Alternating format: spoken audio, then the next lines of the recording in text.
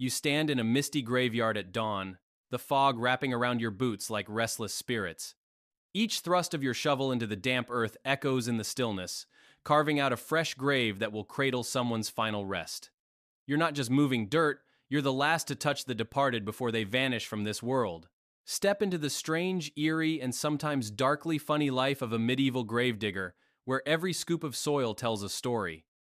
In medieval England, as a gravedigger or sexton, you do more than wield a shovel. You guard the graveyard, tend the church, ring bells, and ensure the dead rest peacefully. Your work is deemed unclean, making villagers fear yet rely on you. From mass graves during plagues to eerie tales of restless spirits, your life brims with the bizarre. Dive into the world of a gravedigger where death and strange moments shape every day. Your story begins in a tiny village in 14th century Europe, born into a family of gravediggers. Your father, a sexton, splits his days between shoveling earth for the dead and tending to the local church. As a small child, you grow accustomed to the damp, musty scent of soil and the somber hush of the graveyard. It's not a playground most kids would choose, but for you, it's home.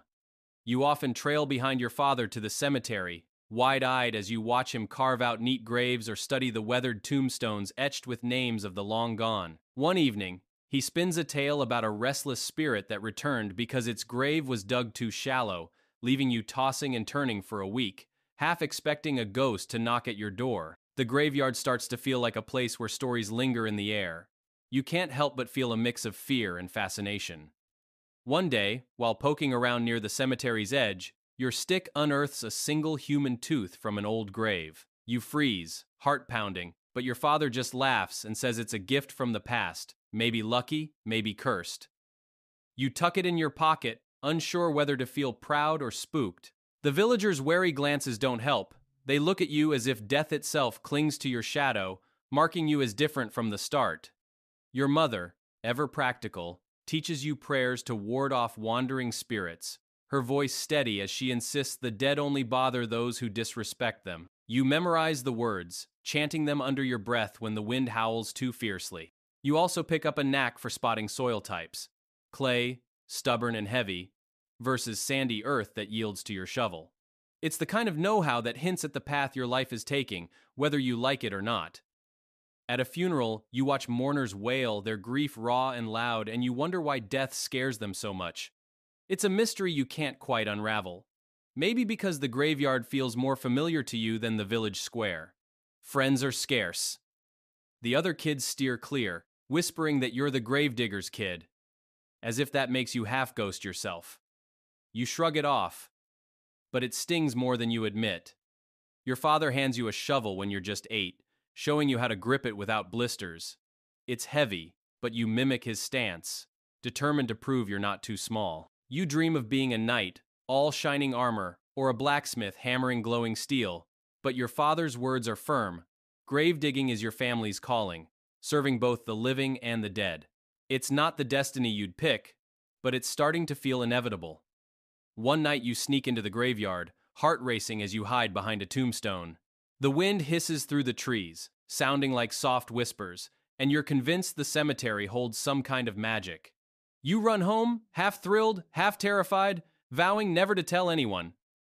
The graveyard is becoming more than a workplace. It's a strange, secret world that's shaping who you are.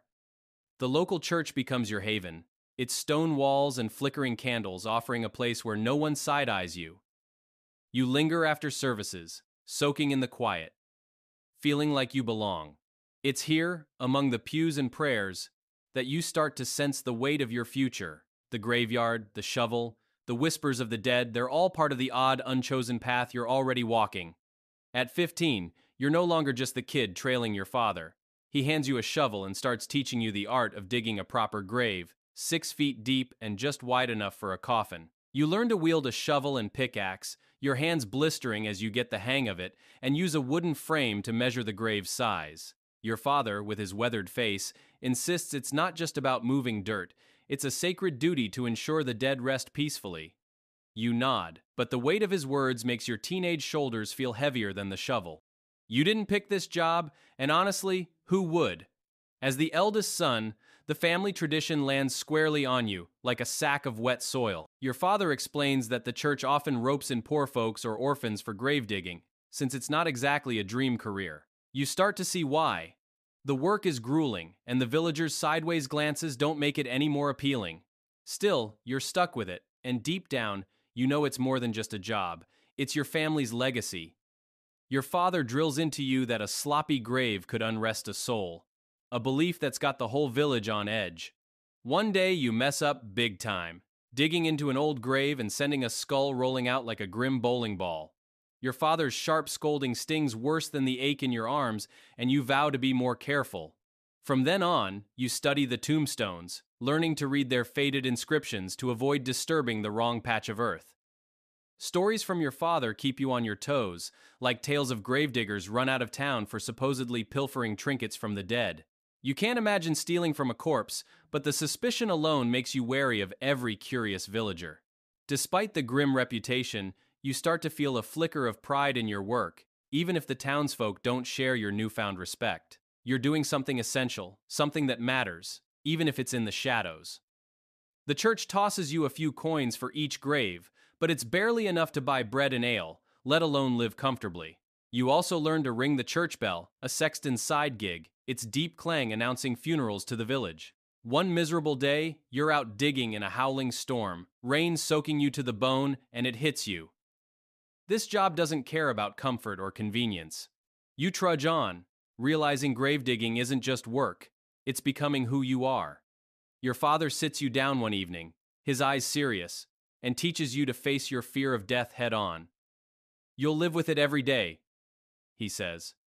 So you'd better make peace with it now. You swallow hard, gripping your shovel a little tighter, as the graveyard outside seems to hum with quiet lessons. This life, with its dirt and bells and restless spirits, is yours now, and you're starting to understand what that means. You rise at dawn, the graveyard still cloaked in a chilly mist that curls around the tombstones like a ghostly blanket.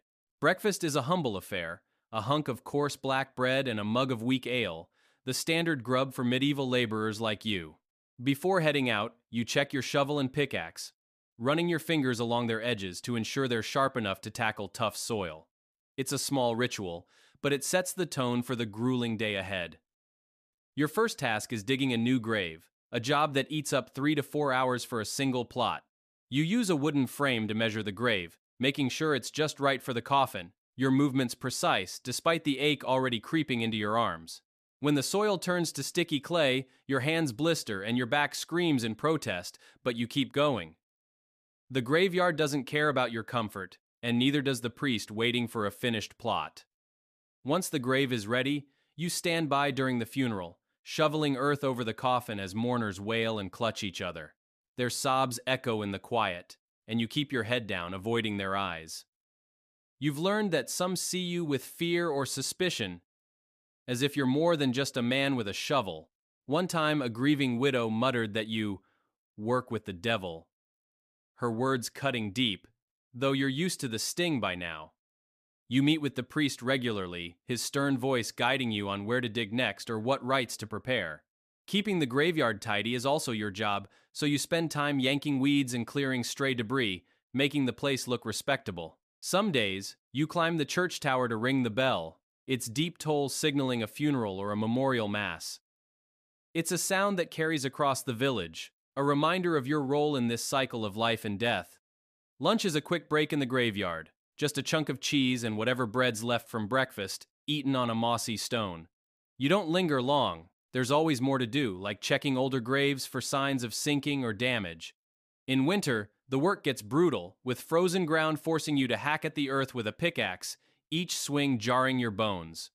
Your back and shoulders ache constantly, but rest is a luxury you can't afford. You keep a small notebook, a trick you picked up from your father, jotting down where each grave lies to avoid mix-ups. Sometimes, you have to reopen an old grave to make room for a new body, a task that sets the villagers whispering about curses. Their superstitions fill your ears, tales of the dead rising if you don't bury them just right, and you can't help but glance over your shoulder now and then. As the sun dips low, casting long shadows across the graves, you trudge back to your small hut, your day done but your mind still buzzing with the weight of it all. Your home is a small hut perched near the graveyard, close enough to hear the wind whistling through the tombstones at night, like a choir of restless spirits. Inside, it's bare bones, a straw bed that crackles when you move, and a tiny hearth that barely keeps the chill at bay. The walls are thin, and the constant scent of earth and wood clings to everything, a reminder of the cemetery just steps away. You've grown so used to it that it's almost comforting, like the smell of your childhood. Bathing is a rare luxury since clean water is hard to come by in your village. You make do with a damp cloth, scrubbing off the day's dirt as best you can, though the grime of the graveyard seems to linger in your pores. Your clothes are simple, rough woolen tunics that are tough enough to withstand your work but itch like mad, paired with a pair of creaky leather shoes worn thin at the soles. Jewelry is out of the question. Such finery is for folks with coin to spare, not a gravedigger scraping by. Your meals are plain but filling, built around crusty bread and pottage, a thick stew of vegetables and grains that simmers over your fire. On good days, you might get a scrap of meat, a rare treat that feels like a feast. Water's often too murky to trust, so you sip weak ale, a staple that keeps you going without making your head spin. It's not glamorous, but it fuels you for the long hours of digging and bell ringing. You carry a small wooden cross in your pocket, a talisman you touch when the graveyard feels too eerie, hoping it'll keep wandering spirits at bay. Your hut holds little else, just your shovel, pickaxe, and a wobbly old chair that creaks under your weight. You rarely leave the village, tethered to the cemetery by your work, and the villagers steer clear of your home unless they need a grave dug or a bell rung. Their distance stings, but you've learned to live with it, finding solace in the quiet. Marriage and family feel like distant dreams. Few women in the village would tie their lives to a gravedigger with his muddy boots and grim reputation. Instead, you find peace in the church, slipping into prayers where the priest's words wrap around you like a warm cloak, making you feel seen. Your only steady companion is a scruffy cat you've named Night Watcher, who prowls your hut to keep the rats at bay. At night, as you lie on your straw bed, his soft purring mingles with the graveyard's whispers, lulling you into a restless sleep. Villagers regard you with a strange mix of fear and respect, their eyes wary as you pass, knowing you handle death itself. Some whisper that you can speak to spirits, a rumor you let linger since it makes them tread lightly around you. You're never invited to their feasts or grand festivals, but you hover at the edges, watching the laughter and torchlight from afar. The local priest, with his kind eyes, becomes your closest ally, the one person who sees the value in your grim work and offers a nod of understanding. One night, a drunken villager slurs that you're a corpse thief, his words sparking a hot flare of anger in your chest, though you bite your tongue. You're paid in small coins or goods, barely enough to keep your belly full, and once, a grieving family hands you a worn cloak as thanks, a rare gesture that warms you more than the fabric. Village kids aren't so kind, taunting you as the devil's friend, their giggles trailing you like pesky flies. You learn to stay quiet, letting your shovel do the talking, since arguing only fans their suspicions. Despite the cold shoulders, you know your role is vital. No one else can take your place in this village. The graveyard needs you, the church depends on you, and even the wary townsfolk rely on your steady hands. You carry that knowledge like a secret badge, even when the whispers grow loud. It's a lonely life, but it's yours, and you wear it with a quiet, stubborn pride. During festivals, you linger at the crowd's fringe, catching glimpses of villagers dancing and feasting under flickering lanterns. You entertain yourself by spinning tales of odd graves you've dug, like one filled with seashells that sparkled in the dirt. In quiet moments, you indulge a secret hobby, carving simple crosses or trees into scraps of wood, your knife steady as you shape something lasting. At night, by the hearth's glow, you listen to the winds howl and weave stories in your head about the souls resting outside. One day, you join a stone-throwing game with the villagers, and to everyone's shock, including your own, you win, earning a rare cheer that feels like sunlight. The priest's tales of saints, told in his warm, steady voice, lift your spirits, filling you with hope that there's more to life than dirt and death. Your only real friend is a shepherd, unafraid to share a laugh or a story, his easy chatter a balm against the village's chill. You once tried playing a flute, but the screeching notes sounded more like a banshee's wail, leaving you both amused and defeated. You find small joys in tending the graveyard, planting a few wildflowers near the graves to soften the stark rows of stone. Your dreams often drift to far-off adventures, lands beyond the village where you're more than the gravedigger. But you know you're bound to this place. The cemetery, with its quiet whispers and familiar earth, is your world, and you carve out happiness where you can, one flower, one story, one laugh at a time. The relentless work of grave digging leaves you with a chronic backache, a nagging pain that flares with every swing of your shovel, but you have no choice except to push through. During plague seasons, the village turns grim, and you're tasked with digging massive communal pits, grim trenches where hundreds of bodies are laid to rest together, their faces a blur of sorrow. You keep digging, sweat mixing with dread, knowing each scoop of earth buries a piece of the village's heart. There's no time to mourn. The dead keep coming, and your job is to make room for them all. One stormy day, you're soaked to the bone while digging, and a fever grips you soon after, leaving you shivering in your hut. Despite the heat in your brow, you drag yourself back to the graveyard, because the dead don't wait for you to feel better. Another time, your shovel slips, slicing into an old grave, and bones spill out like forgotten secrets, sparking village gossip that you've angered a restless spirit.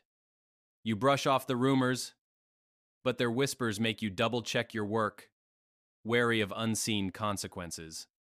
You learn to tread carefully near older graves, where the ground can collapse without warning, threatening to swallow you into the earth you've spent years taming. One morning, you spot a stray dog digging furiously, dragging away a bone from a shallow grave, and you chase it off, heart pounding, hoping no one saw. During the worst of the plagues, you work from dawn to midnight, your hands raw and your body screaming for rest, but the endless stream of bodies allows no pause. Sleep becomes a distant memory, replaced by the rhythm of your shovel. A grieving family once accuses you of stealing a lost trinket from their loved one's grave, their anger cutting deeper than any blade, though you've never taken a thing.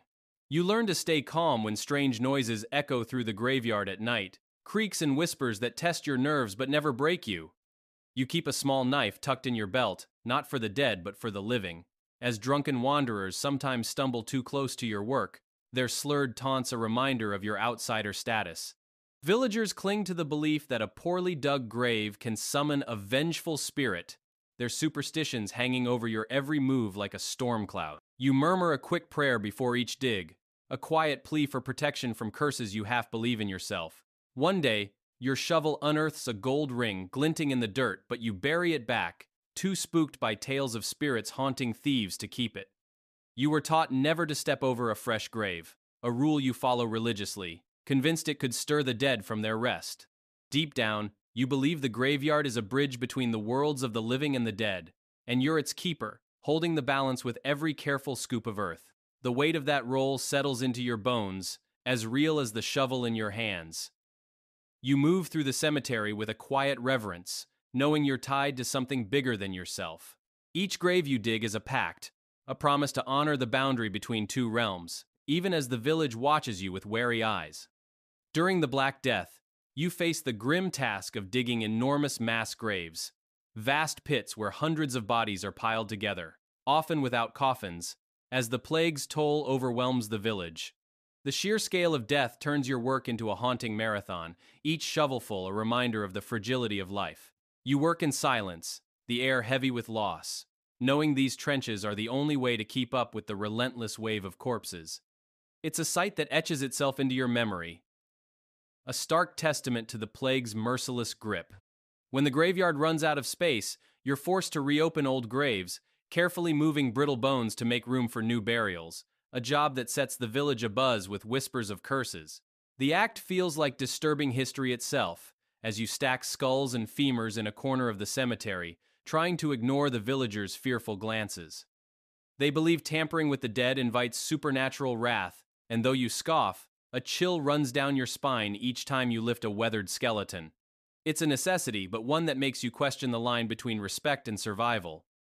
One day, while digging, your shovel uncovers a gold ring, gleaming in the dirt, likely slipped from the finger of a long-dead noblewoman.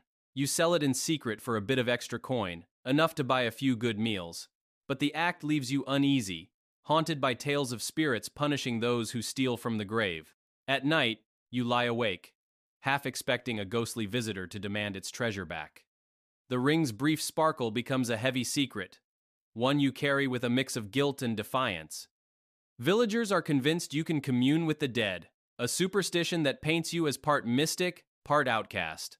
Some even slip you coins to pray for their loved one's peaceful rest, believing your closeness to the graves gives your words extra weight. You pocket the money, muttering extra prayers just in case, though you're not sure if you're humoring them or starting to believe it yourself. Their faith in your supposed powers adds a strange layer to your life, making you both feared and sought after in the village's shadowed corners. Your life as a medieval gravedigger has been a grueling journey, marked by aching muscles, whispered curses, and the weight of death's constant presence, yet it's woven with moments of quiet meaning. You stand as the final guide for souls crossing into eternal rest, a role that sets you apart, shunned yet indispensable to the village. Living on the edge of life and death, you've faced fears others can only shudder at, from mass graves to ghostly rumors. Your shovel, your prayers, and your stubborn resilience have carved a unique path, one that echoes with the profound truth that even in the shadow of death, purpose endures.